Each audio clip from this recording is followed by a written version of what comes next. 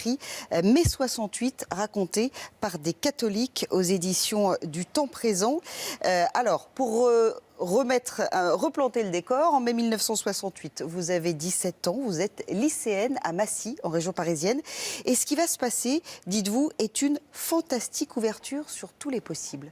Oui, parce que de ce point de vue, vous parliez des événements d'aujourd'hui, on n'était pas dans la défensive, on était dans l'optimisme de la volonté de secouer cette société bloquée et on espérait inventer une nouvelle société, de vrais changements.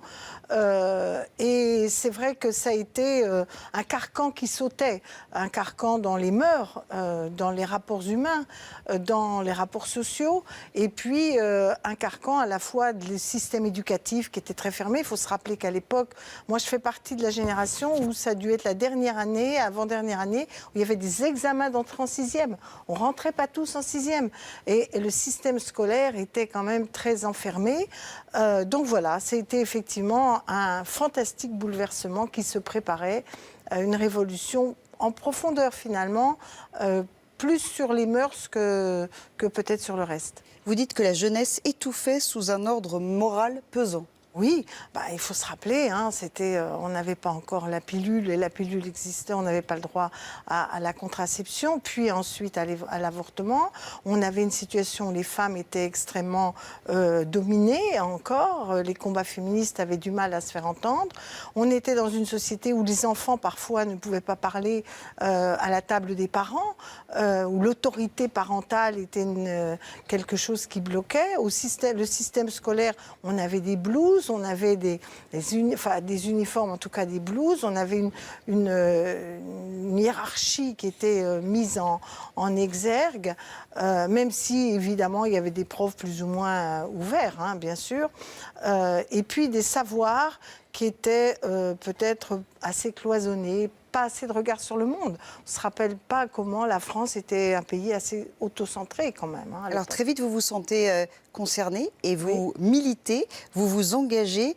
Et vous dites baigner déjà dans un environnement familial qui est propice à cet engagement. Oui, alors les femmes avaient du mal, même si en mai 68, ça a été un moment où les femmes ont pris la parole dans les AG, ce qu'on voyait beaucoup moins. Elles avaient du mal avec la politique. Moi, j'ai la chance d'être élevée dans une famille où il y avait d'ailleurs de gauche et de droite, où tout le monde était engagé.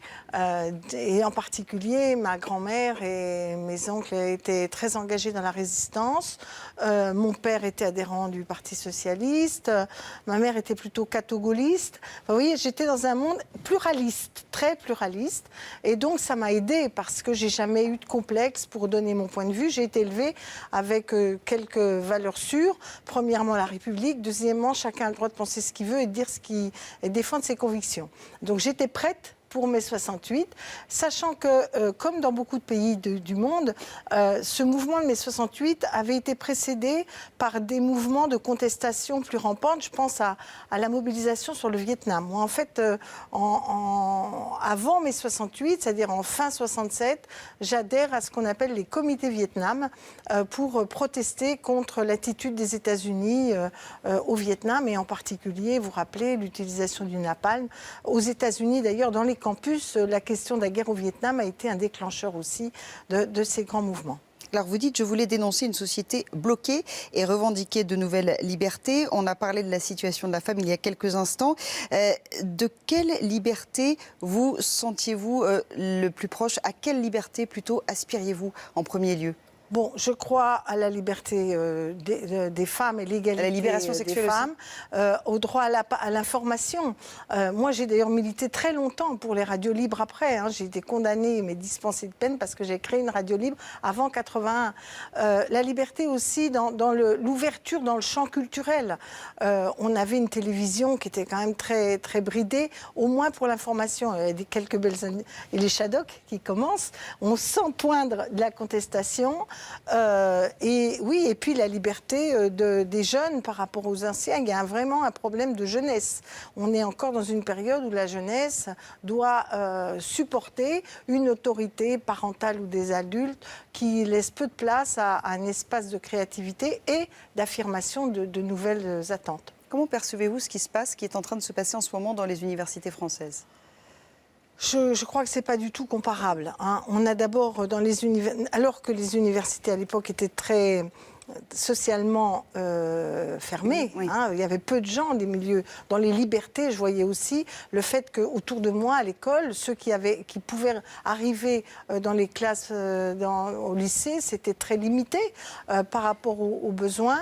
Et aujourd'hui, c'est un peu l'inverse. Nous sommes dans un système qu'on a démocratisé sans l'accompagner pour que la promesse de l'éducation soit au rendez-vous.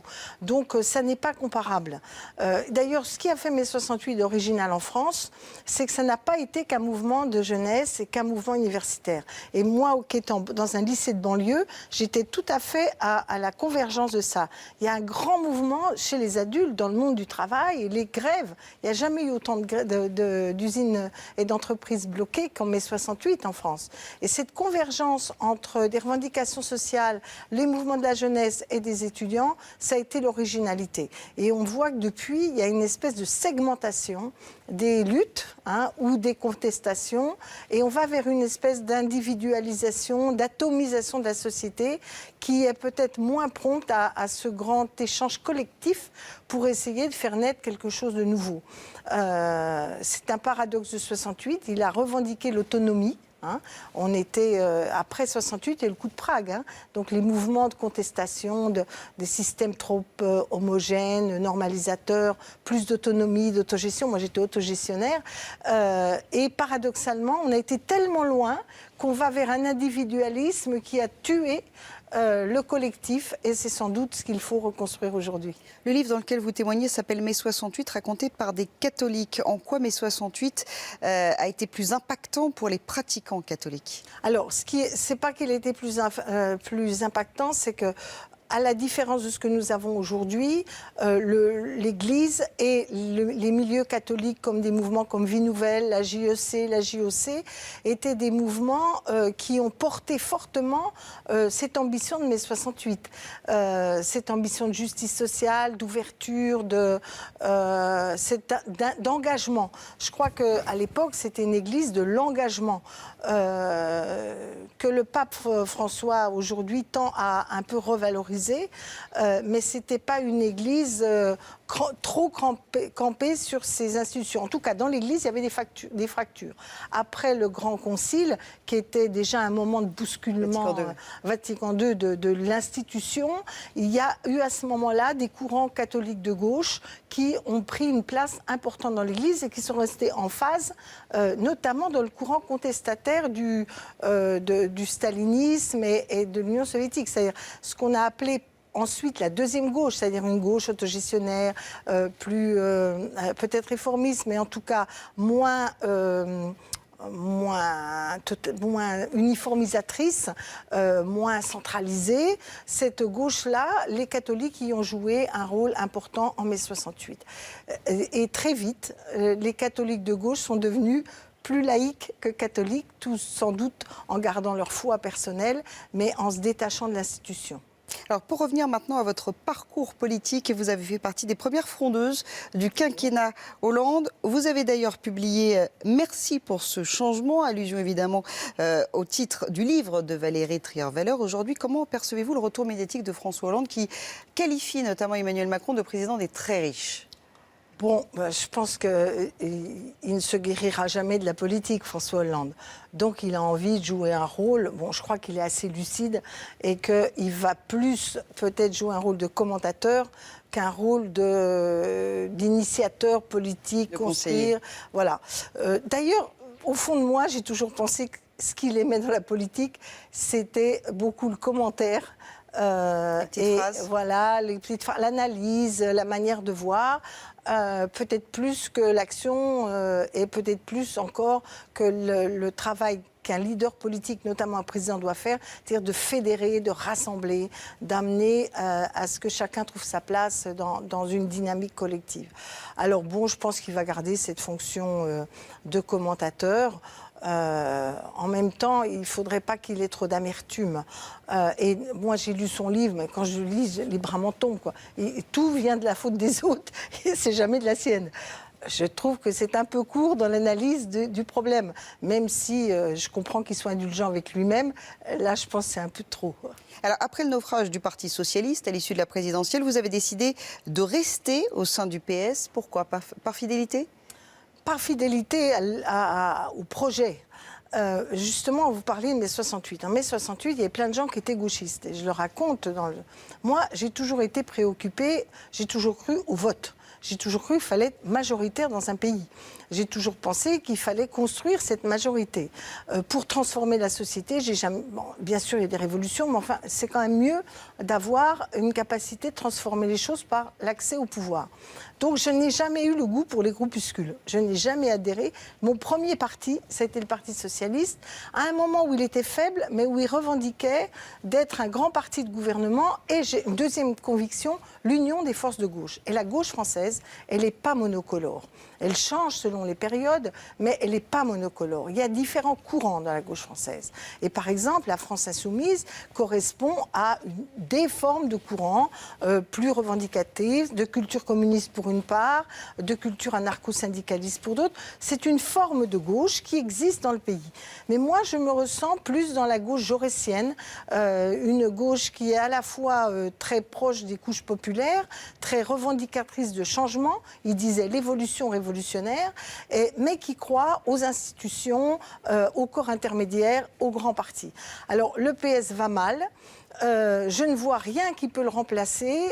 Olivier Faure est l'homme de la situation, selon vous? Écoutez, je préférais Emmanuel Morel. J'ai défendu la motion d'Emmanuel Morel parce que je pense qu'il fallait que le centre de gravité du PS soit plus à gauche, plus engagé dans l'unité des forces de gauche. Et moins ambigu par rapport à ce qu'est Emmanuel Macron. Je constate qu'à la fin de ce congrès, Olivier Faure a clarifié son opposition à la stratégie d'Emmanuel Macron. Il faut dire qu'Emmanuel Macron l'aide. On ne peut pas dire qu'il donne beaucoup de signes à la gauche, et je crois qu'il n'en donnera jamais, c'est un libéral. Comme dirait Forbes, leader of free market, le chef, le leader du libre marché. Bon, franchement, ceux qui ont des doutes ne devraient plus en avoir beaucoup. Voilà, donc Olivier Faure, l'homme de la situation, ça dépendra de nous. Et en tout cas, moi, j'ai jamais cru à l'homme providentiel. Je crois au combat collectif, je crois au combat des idées.